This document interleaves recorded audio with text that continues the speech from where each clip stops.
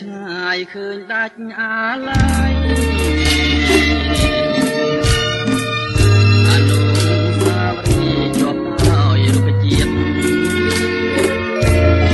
វើមិនដាច់នឹងបានឃើញព្រែកឯងទៀតមែនតែខ្លួនខ្ញុំឃ្លៀត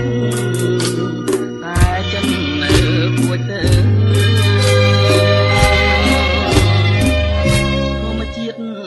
ញឹមដែលធ្លាប់មករាំងទាំង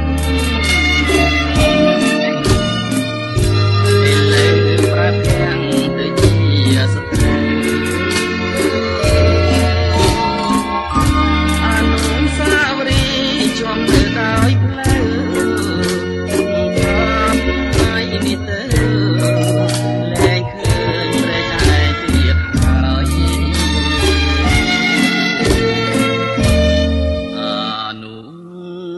សាវរី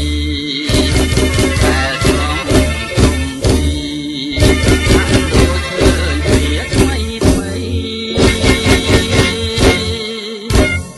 តាមឈើធំធំមានម្លប់ត្រឆេតែសំលេងតែរីអស់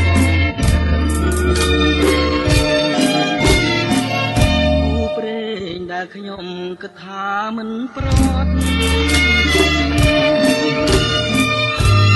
ឡូវទាំងរូបប្រព្រឹត្តធ្វើមិនដាច់នឹងបានជួបក្តីសង្ឃឹមថាទុកជាខ្ញុំញញឹម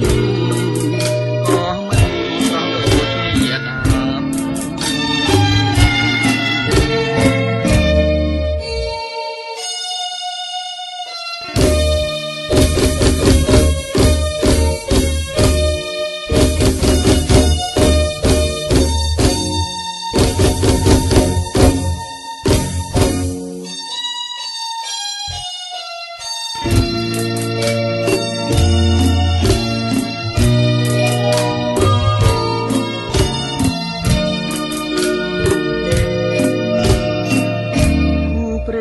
ដែលខ្ញុំគិតថាមិនប្រត់